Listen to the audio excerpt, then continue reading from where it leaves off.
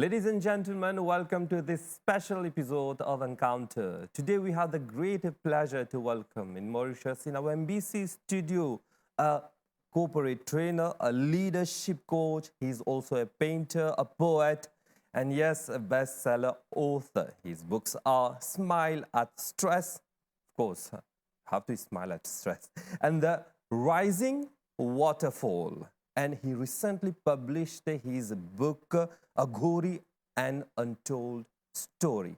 Ladies and gentlemen, he is Mr. Mayur Kalbag. Mayurji, welcome in our program. Absolutely happy to be here and excited to be here. So, my first question is, how are you? That's one of the most fundamental questions. How are you? I think a lot of people don't ask that question now. But yeah, I'm very happy and I'm very handsome. Yeah. No, I'm just joking. You're looking handsome, of course. No, they say in English, handsome is what handsome does. But no, on a serious note, I'm good. I am excited to be in Mauritius. It's my first visit here. Great, and I've had some wonderful people who have hosted me at Triolet. And I'm looking forward. I entered Mauritius day before yesterday night, and I've been welcomed from the person at the immigration till now. And now I'm in front of you. So I'm happy. Great. I'm happy and It's excited. my pleasure. Actually, I want to ask you something because whenever I have my guests coming from abroad, I usually ask them, you know, Mauritius is a very tiny dot in the Indian Ocean, if you would like to look at the world map. Right. So coming in this tiny dot-like island, how do you feel?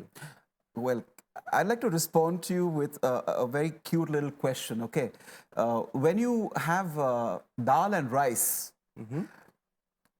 which is good to taste, lot of dal, lot of rice, but then, you know, when you add a tiny bit of pickle, doesn't it add tremendous excitement to the taste? You feel like beautify my dish. it beautifies and you actually enjoy the dal rice more with the tiny dot of pickle. So I hope you know what I'm saying is this tiny dot is very exciting. And I know that because though it's my first visit, I have been an admirer of the people who run this country, who look after the people. I was quite connected with the G20, for example, and I saw your Prime Minister there as one of the Prime Ministers to come to Delhi for the event, the G20 event. And I heard him speak Honorable about Praveen Jagannath Ji. And I honestly felt more excited to come here because it's a developing country. It's a Chota Bharat. And I honestly say when I was driving from where I was till here, I could see a lot of sugarcane fields, a lot of mountains. And yes, it may be tiny, but you know what? Sometimes they say even the biggest house can be not as interesting as a small home, which is more interesting. So this is a home for me. It may not be big, but the people I met till now, for sure, have been very, very welcoming, very, very affectionate, and very respectful. So whether it's tiny or big, I think what I like is the taste of it. So that's what I can say. We are really honored to have you in Mauritius. Your tour in Mauritius is spiritual transformation tour in Mauritius. Tell us about this spiritual transformation tour. Definitely. Though this is my first visit and I do want to know more about your country, I want to explore, as a tourist maybe, but my main purpose is to be able to put in front of especially the youth of Mauritius the beautiful relationship between spirituality and your personal development, your professional development, and your spiritual development. And when I say youth, I'm talking about typically youngsters between the ages of, say, 16 to, say, 35, you know. And the connect is this, Ritesh. To be able to change others, the first thing that is required is to change yourself. Of course. You know, the funny thing is, I had one person, and I don't mean that as a complete joke, but seriously, who explained to me for 1 hour the importance of anger management. But As he concluded his 1 hour talk to me, one of his assistants just walked in. And the moment he saw that assistant, he started shouting at him, saying that, why did you not send me that email? And I'm just looking at this person and wondering, you just now told me for 1 hour, convinced me how to control anger. And you yourself are not able to do that and practice it because the internal transformation has not happened. So I believe that when I'm here, I'm going to talk about certain catalysts, certain ways by which you can develop more control over your own emotions. Because the first thing that needs to be transformed, Ritesh, is not the outside, the inside. अगर मैं खुद को नहीं transform किया, if I'm not able to change myself, then how can I change somebody else? And this also goes in for the leaders of organizations, for the managers, for the employees, for the students, for the teachers. I have to transform myself, and I have realized that being spiritual, and I'm sure we'll get into more of the word spirituality, but being spiritual helps me in positive transformation. And that's why I'm here to share my thoughts. At the stage and age I am, just finished my half century in terms of my age, I do feel a sense of responsibility and surety that while I'm here, I can pass on these inputs to the people who are going to attend my seminars and give them a clarity about how can being spiritual help you to transform and being successful, like I said, in your personal life, your professional life, and your spiritual life as well. And who knows, attending your seminars and workshops, many are going to transform their own lives. Definitely, definitely. They say that it is nice to be important, but it is more important to be nice. Yeah. And I just feel that sometimes the stress is so much, the pressure to perform is so much, that we lose track of who we really are. And it's not like we're bad people, but we sometimes need to check on ourselves that is our behavior the right way? Is our professionalism the right way? Is my interaction with people the right way? This questioning is also for me being spiritual. The awakening of the spirit inside is spirituality in some sense for me. We are talking about spirituality. You just mentioned about anger. So would like to know, what is anger for you? Anger is which I have tried my best to reduce a lot because it's a work in progress. But because many people say anger is our enemy. Yeah. So we'd like to know about from you, what is anger? I would say, I would answer this in a couple of ways.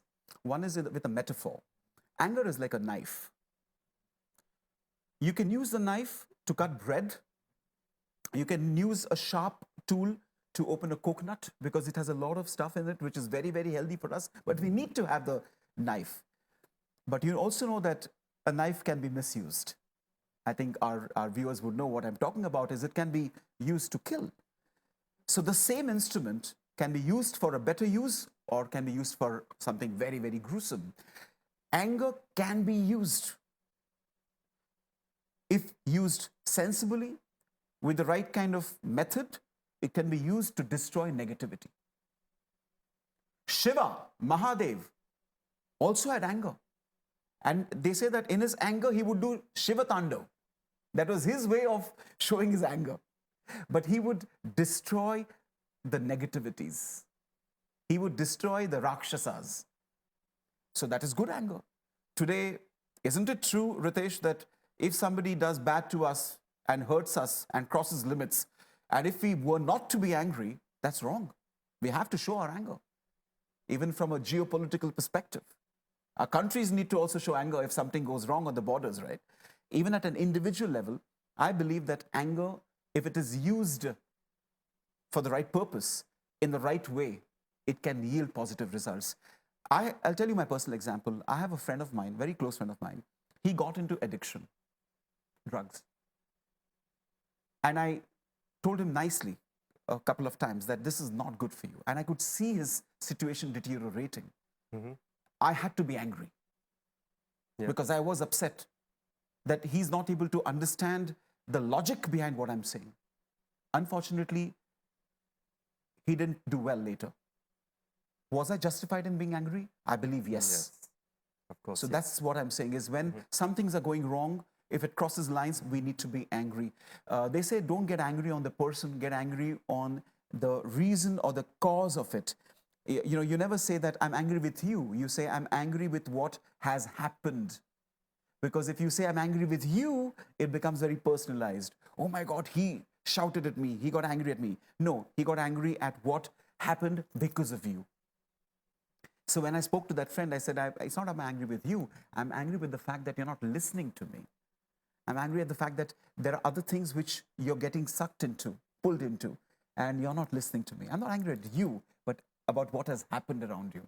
So these are a few things I just wanted to share light on. Why I wanted to ask you that question about anger, because I always think that anger is like any other emotions we have, Sure. God-gifted emotions. And so we have, people say anger is our enemy. So how can anger is our enemy when it is God-gifted? Absolutely.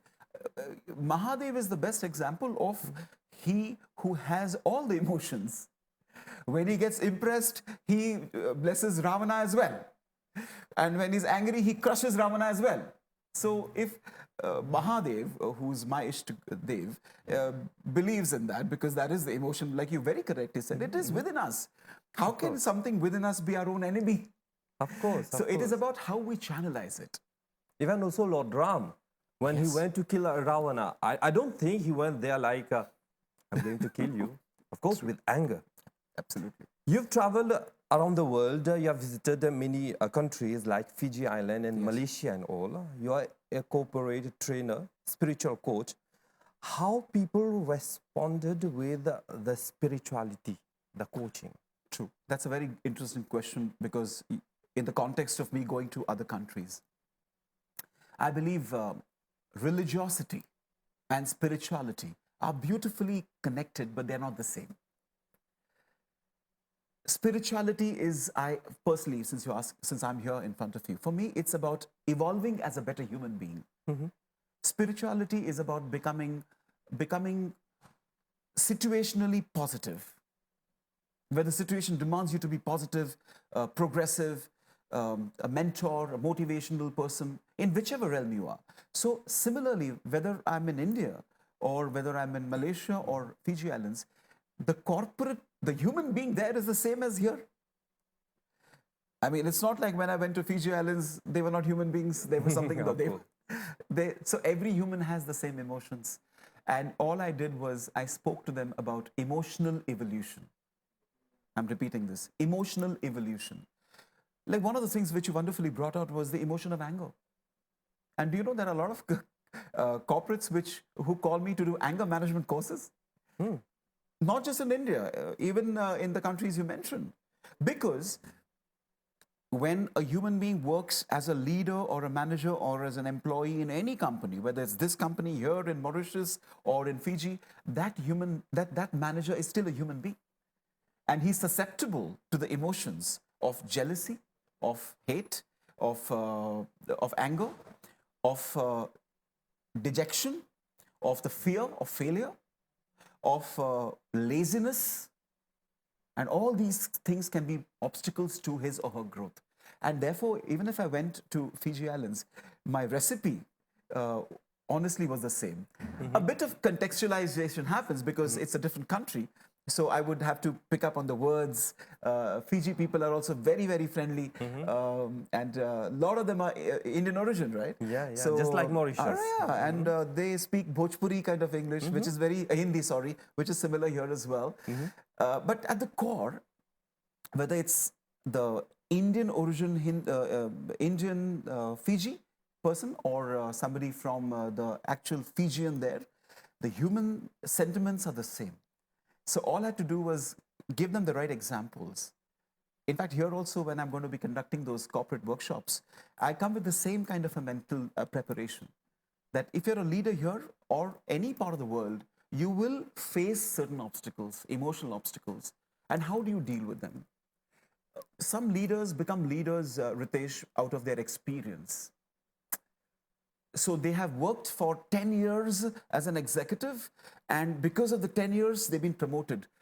Suddenly, they find themselves promoted to a position of a manager with 30 people under him.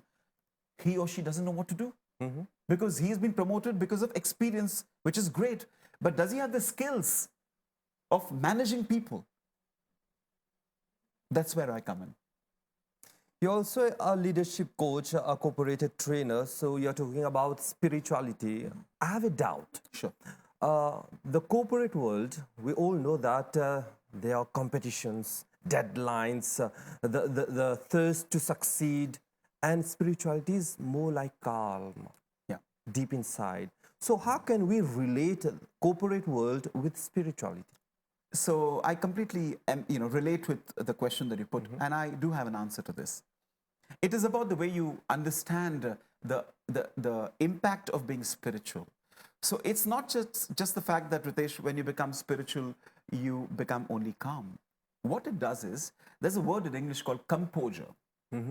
Composure is calmness, yes, but composure also becomes the fuel for the person to come up with solutions. Composure, kind of calmness, but I use the word composure. Being composed allows you the time and the space in your mind to acquire clarity.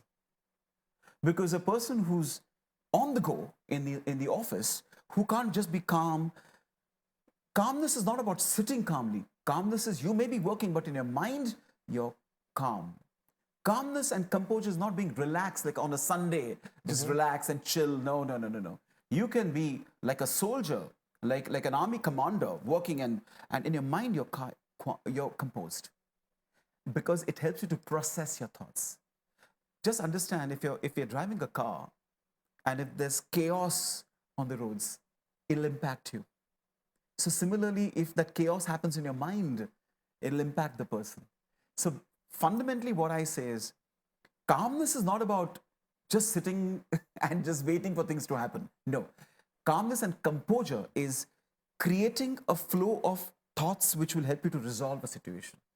It's about getting that chaos of your mind, the traffic jam of thoughts, processing it slowly, and then bringing the right thoughts. And this can happen in minutes. All that person has to do is sit for some time, take a few deep breaths, assess the situation in the mind, visualize the situation in the mind, and believe you me, that is also composure. Because many people, when they are not composed like that, they keep running. The problem is, there's no solution. There's too much of brainstorming of thoughts. There's no analysis of thoughts. They say that leaders must listen and not speak too much. I've seen some leaders in corporates, when the meeting starts, the leader dictates the meeting, dominates the meeting sometimes. And the people who are there with some of their own ideas, they end up sharing the ideas outside the meeting, after the meeting's over, because they never got the chance to speak, because there's no composure in the leader's mind to also listen. And there's a lovely proverb, Ritesh, which I learned and I'm practicing, is, we must listen to understand, not to reply. Many times we end up wanting to just respond in a hurry. But when a person is composed in his mind, he listens to understand. After understanding, quickly analyzes and then responds. And that is the power of calmness. Well, we are having a conversation with Mr. Mayur Kalbag, all the way from India, and he is a corporate trainer, a leadership coach. Would like to know, now that you're a transformed being, spiritual being, you went in a life-changing spiritual pilgrimage where you went to Kailash mountain and Mount Sarovar. You met your guru there. Tell us about this transformation, this journey, this yatra of yours. True, true. Thank you so much. I really want to talk about this. Even a caterpillar thinks that its life ends when it dies, but actually not. Because the caterpillar doesn't realize that it's going to be evolving into a butterfly. In some ways, me, the caterpillar, realized that I think I have something more that's going to happen. Metaphorically speaking, I realized that there's a lot that's going to happen which will give me the wings like a butterfly, frankly. And that happened with the trip to the Kailash Manasarovar in the Himalayas.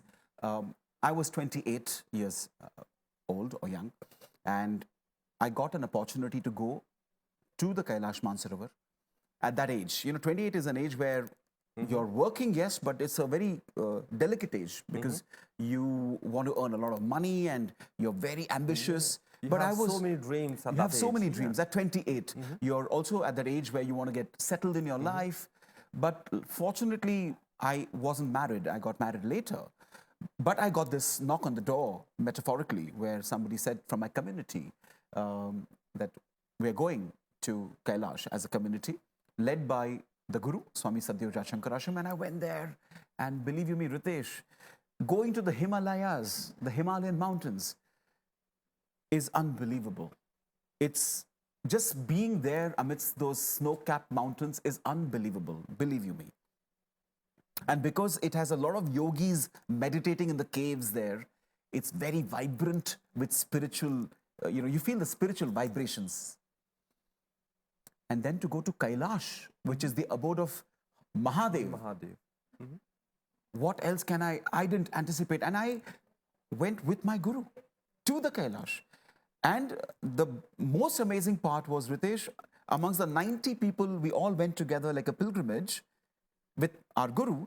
I was called, and my guru said, I would like you to come and become part of, in my seva, become part of my seva, personal seva. So if there were 90 people, there were eight people there, and it was just my guru, me and one more young boy, a friend of mine, just three of us. I had to be close to guru to, if anything was required.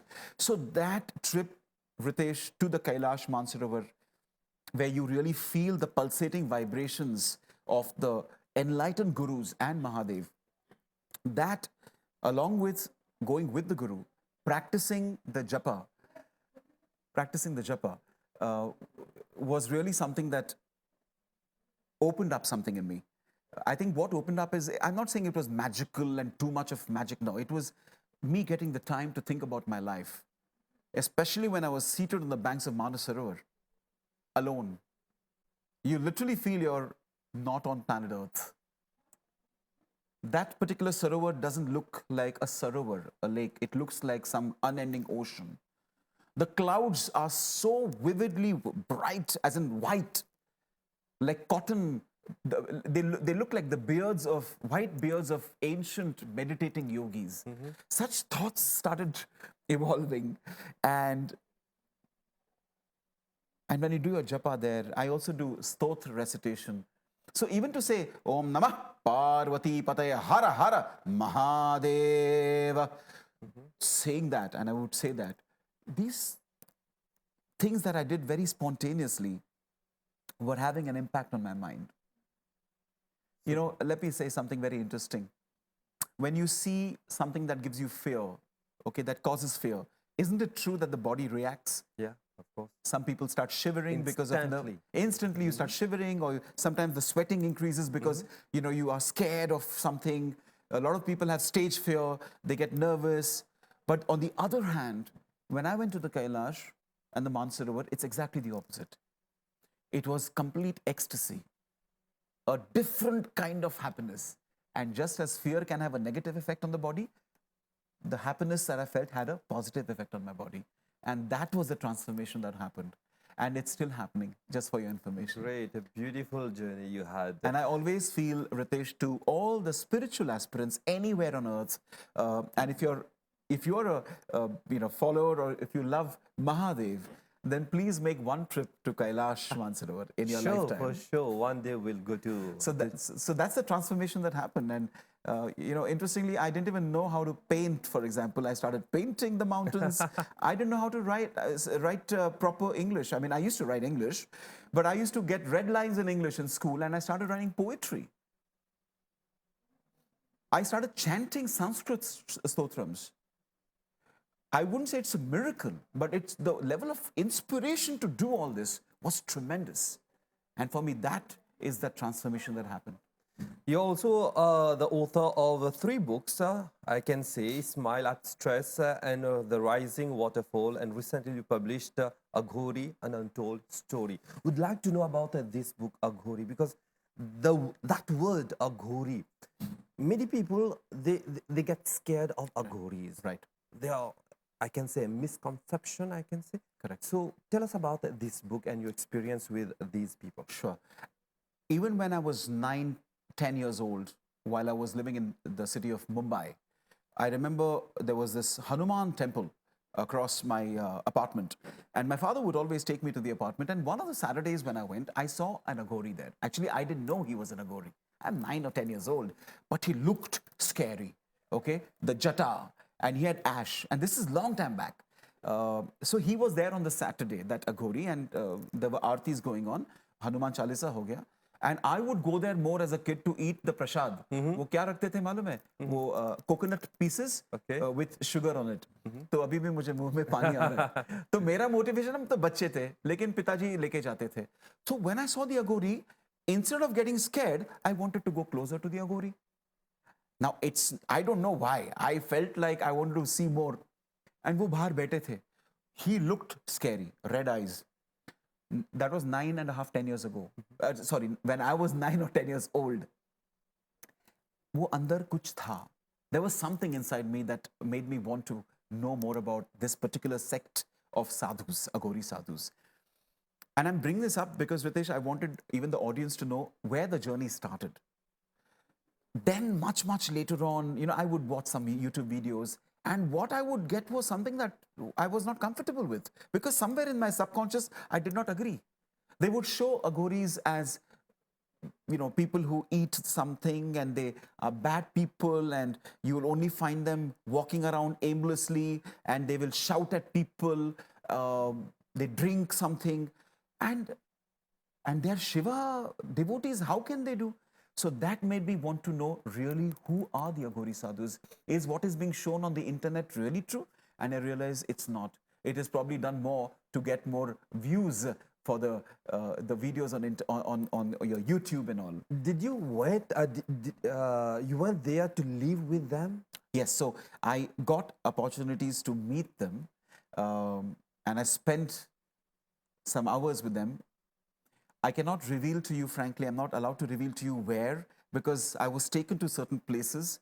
One thing I want to make very clear, Ritesh, is a lot of sadhus who look like Aghoris may not be Aghoris. Especially if you go to Varanasi, Kashi. I also went there a year back. You can easily look like an Aghori. All you need to do is grow hair and wear something or not wear something. And people get fooled by that. So I only prayed to Mahadev that I want to meet the real Aghoris so that I know who they are. And that way I got to meet them. I did not live with them as in live with them for days in this life. Okay? In this life, I got to meet them, 2 Aghoris. And what I got to know, and you have to go there with complete surrender.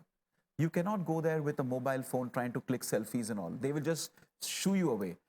That's how I got to know about them. And it inspired me to start thinking about writing a book, because that was the only way I could bring it out, right? They told me some things which I never knew. I never knew that Aghori sadhu also has a guru. Unko guru hote hain. I did not know that Aghori sadhus just don't spend all their life in the smashan or samshan bhumi. No.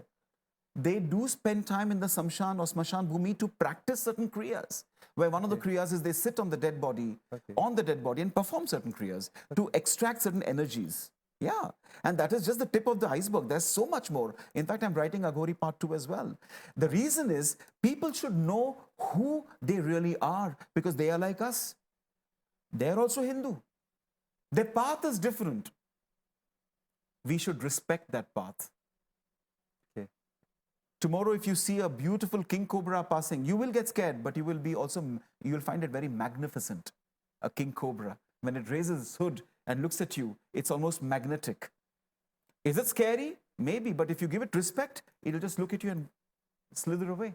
Similarly, Aghori sadhus or Aghori yogis have got that solid personality. But it's not easy to just have nice gupshup with them. You can't do that.